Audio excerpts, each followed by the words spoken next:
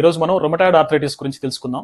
Rheumatoid arthritis అనేది కీళ్ళవాతంలో ఒక రకమైన కీళ్ళవాతం. చాలా కామన్గా 70%లో మనం చూసే కీళ్ళవాతం రొమటాయిడ్ ఆర్థరైటిస్.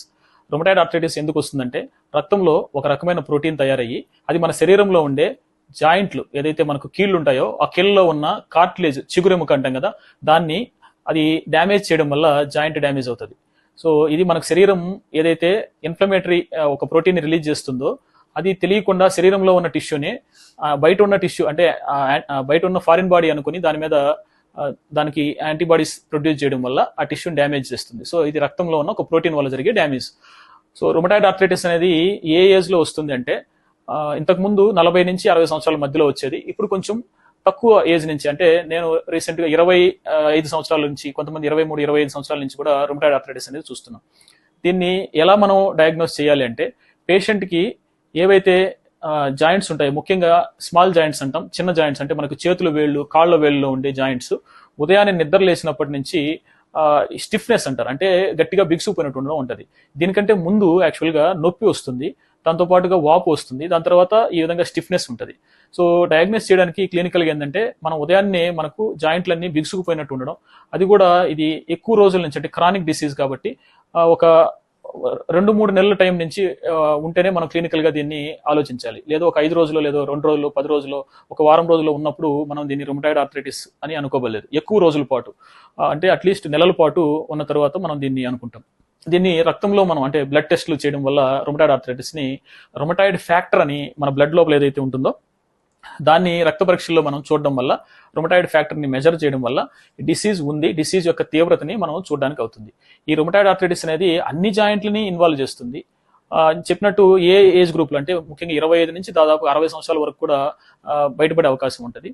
సో ఈ రొమటాయిడ్ ఆర్థరైటిస్ కామన్గా మనం అనుకున్నట్టు చిన్న జాయింట్స్ని ఇన్వాల్వ్ చేస్తుంది. దాంతోపాటుగా మోకాల్ని, హిప్ జాయింట్ని, ఇక్కడ మెడ దగ్గర ఉన్న సర్వైకల్ స్పైన్లో మెయిన్గా మెడ దగ్గర ఉన్న సర్వైకల్ స్పైన్ని, మిగిలిన అన్ని స్పైన్లో కూడా జాయింట్స్ ఉంటాయి చిన్న చిన్నవి, కాబట్టి వాటిని కూడా డ్యామేజ్ చేస్తుంది.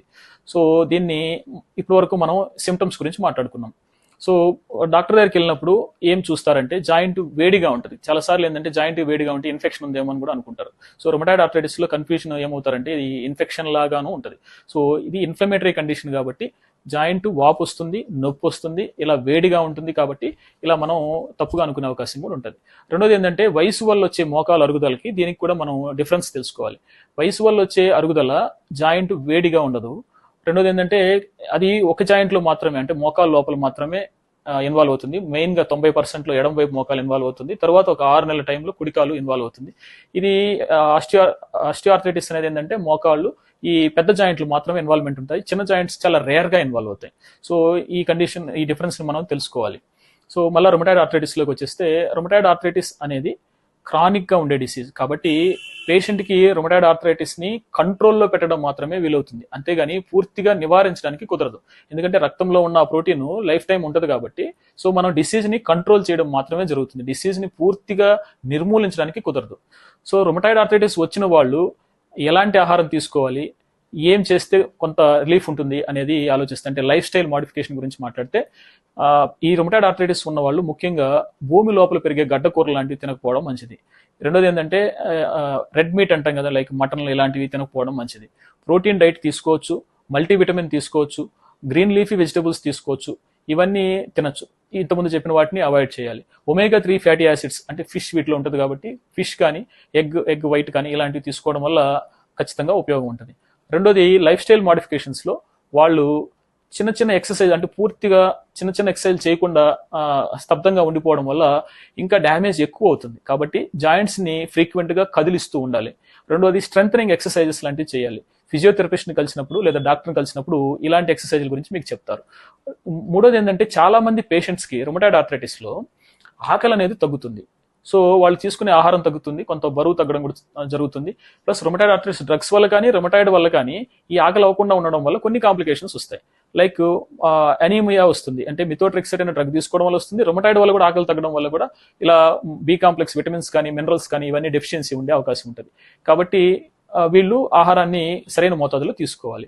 రెండోది వీళ్ళు ఈ ఆకలి తగ్గడం ప్లస్ ఏంటంటే వీక్నెస్ ఉండడం, అంటే evening after 4 o'clock 5 o'clock weakness ఉండడం కూడా కొంతమందికి డిప్రెషన్ లాంటి దానికి దారి తీసే అవకాశం ఉంటుంది. కాబట్టి చాలా మంది పేషెంట్స్ని సైకాట్రీ దగ్గరికి పంపిస్తూ ఉంటారు. ఎందుకంటే రెగ్యులర్గా ఇది సరిగ్గా డయాగ్నోస్ చేయకపోతే డిప్రెషన్ లాగా కూడా కొంతమంది ట్రీట్ చేస్తున్నారు. కొంతమంది పేషెంట్స్ ఈవెన్ సైకాట్రీ దగ్గరికి వెళ్ళేసి కూడా వస్తూ ఉంటారు. సో ఇవన్నీ కూడా రొమటాయిడ్ ఆర్థరైటిస్లో గుర్తుపెట్టుకోవాల్సిన విషయాలు. రొమటాయిడ్ ఆర్థరైటిస్ని ఇప్పటి వరకు మనం ఏం చేయాలి, ఏం తినాలి, ఇలాంటివి తెలుసుకున్నాం. రెండోది ట్రీట్మెంట్కి వచ్చేటప్పటికి రొమటాయిడ్ ఆర్థరైటిస్కి సంబంధించి నొప్పిని తగ్గించడానికి అంటే పెయిన్ కిల్లర్స్ మెడికేషన్ వాడాలి. వాటిని ఎన్ఎస్ఐడ్స్ అంటారు. చాలా పెయిన్ కిల్లర్ మెడికేషన్స్ ఉంటాయి. ఎన్ఎస్ఐడ్స్ వల్ల కొంత ఇన్ఫ్లమేషన్ తగ్గుతుంది, ఆ రెడ్నెస్ తగ్గుతుంది, ఆ వాపు తగ్గుతుంది, దీనివల్ల పెయిన్ రిలీఫ్ ఉంటుంది. ఇది తక్కువ మోతాదులో ఉన్నప్పుడు సరిపోతుంది. అట్లా కాకుండా రొమటాయిడ్ ఆర్థరైటిస్ కొంచెం సివియర్గా ఉన్నప్పుడు డిఎంఆర్డిఎస్ అంటారు. అంటే కొన్ని రకాల మందులు డాక్టర్ గారు ప్రిస్క్రైబ్ చేస్తారు. చాలా వరకు ఏంటంటే ఈ రొమటాయిడ్ ఆర్థరైటిస్కి ట్రీట్మెంట్ పెట్టేటప్పుడు ఇనిషియల్గా ఇండక్షన్ డ్రగ్స్ అంటారు. కొన్ని మోతాదులో డ్రగ్స్ పెట్టాలి. ఒక 20 రోజుల పాటు, ఒక 3 వారాల పాటు అబ్జర్వ్ చేసిన తర్వాత ఎంత డోసేజ్ ఆఫ్ డ్రగ్స్ సరిపోతుంది ఆ పేషెంట్కి అనేది డాక్టర్ గారు నిర్ణయం తీసుకునేదానికి అవకాశం ఉంటుంది. కాబట్టి మీరు డ్రగ్స్ ఇనిషియల్గా వాడేటప్పుడు కంటిన్యూస్ ఫాలో అప్లో డాక్టర్ దగ్గర లేకుండా డాక్టర్ని మార్చడం లాంటివి చేసినప్పుడు మీకు ఆ ట్రీట్మెంట్కి సంబంధించిన ఉపయోగం పూర్తిగా జరగకపోవచ్చు. డిఎంఆర్డిఎస్లో మిథోట్రెక్సేట్ అని, సల్ఫ్సాలజిలిన్ అని, హైడ్రాక్సిక్లోరోక్విన్ అని, ఇట్లా చాలా రకాల మందులు ఆ డిసీజ్ని కంట్రోల్ చేయడానికి డ్రగ్స్ ఇస్తారు. సో దానివల్ల మంచి పెయిన్ రిలీఫ్ ఉంటుంది. ఇంకొకటి ఇమ్యూనిటీ తక్కువ ఉండడం వల్ల కూడా లేదా డ్రగ్స్ వల్ల కానీ ఈ పేషెంట్స్లో ఇన్ఫెక్షన్స్ వచ్చే అవకాశాలు ఉంటాయి. అంటే ముఖ్యంగా లైక్ దగ్గు, జలుబు లాంటివి, అంటే అప్పర్ రెస్పిరేటరీ ట్రాక్ట్ ఇన్ఫెక్షన్స్ కానీ, లంగ్ ఇన్ఫెక్షన్స్ కానీ, యూరినరీ ట్రాక్ట్ ఇన్ఫెక్షన్స్ కానీ, ఇలా ఆపర్చునిస్టిక్ ఇన్ఫెక్షన్స్ అంటే లైక్ ట్యూబర్క్లోసిస్ ఇలాంటివి కానీ, ఇలా ఇన్ఫెక్షన్స్ వచ్చే అవకాశం కూడా ఉంటుంది. కాబట్టి ఇమ్యూనిటీని కూడా సరైన మోతాదులో పెట్టుకోవాల్సిన అవసరం పేషెంట్లు ఉంటుంది. రెండో ఉపయోగం ఏంటంటే ఇమ్యూనిటీని ఎక్కువ చేసుకుని, అంటే ఇమ్యూన్ బూస్టర్స్ని వాడడం వల్ల కూడా ఈ డిసీజ్ యొక్క సివియారిటీ మనకు తక్కువగా తెలుస్తుంది. రొమటాయిడ్ డ్రగ్స్ కూడా వాడే మోతాదు తగ్గించే అవకాశాలు ఉంటాయి. సో దీంతో పాటు ఇప్పుడు బయోలాజిక్స్ అనే రొమటాయిడ్ డ్రగ్స్ కూడా కొత్తగా వచ్చున్నాయి. సో అవి ఐఎం ద్వారా ఇస్తారు. ఎక్కువ సివియర్గా ఉన్నప్పుడు ఈ డిఎంఆర్డిఎస్ అనే డ్రగ్స్ కూడా పనిచేయని స్థితిలో ఉన్నప్పుడు ఆ బయోలాజిక్స్ అనే డ్రగ్స్ ఇప్పుడు మార్కెట్లో ఉన్నాయి, అవన్నీ వాడచ్చు. సో చెప్పదగిన సలహా ఏంటంటే రొమటాయిడ్ ఆర్థరైటిస్ అనేది మనకు బీపీ, షుగర్ లాగా ఎక్కువ రోజుల పాటు ఉంటుంది. డాక్టర్ దగ్గర కంటిన్యూగా ఫాలో అప్ చేసుకుని ట్రీట్మెంట్ తీసుకుంటే ఈ జాయింట్ డ్యామేజెస్ని వీటిని తగ్గించే అవకాశాలు ఖచ్చితంగా ఉంటాయి. మూడో విషయం ఏంటంటే ఒకసారి రొమటాయిడ్ ఆర్థరైటిస్ చాలా రోజుల పాటు నెగ్లెక్ట్ చేయబడి అవి మోకాళ్ళని లేదా వేరే పెద్ద జాయింట్స్ని అవి డ్యామేజ్ చేసినప్పుడు వాటిని రిపేర్ చేసుకునే అవకాశం కూడా ఉంటుంది. సో ఇప్పుడు కాలంలో విస్కో సప్లిమెంటేషన్, పిఆర్పి అనేది ఎట్లయితే ఆస్టియో ఆర్థరైటిస్కి వాడతామో అలాగే రొమటాయిడ్ ఆర్థరైటిస్లో కూడా జాయింట్ని తిరిగి రీజనరేట్ చేసుకోవడం వల్ల మెయిన్గా మోకాళ్ళ నొప్పులు ఇలాంటివి తగ్గించుకొని, అంటే మొబిలిటీకి మనం తిరగడానికి మోకాళ్ళు అనేటివి చాలా ముఖ్యమైన జాయింట్ కాబట్టి ఆ జాయింట్ని మనం కాపాడుకునే అవకాశం దొరుకుతుంది. కాబట్టి రొమటాయిడ్ ఆర్థరైటిస్లో కూడా రీజనరేషన్ థెరపీ లాంటివి ఉపయోగపడతాయి. ధన్యవాదాలు. మీ డాక్టర్ బాబు.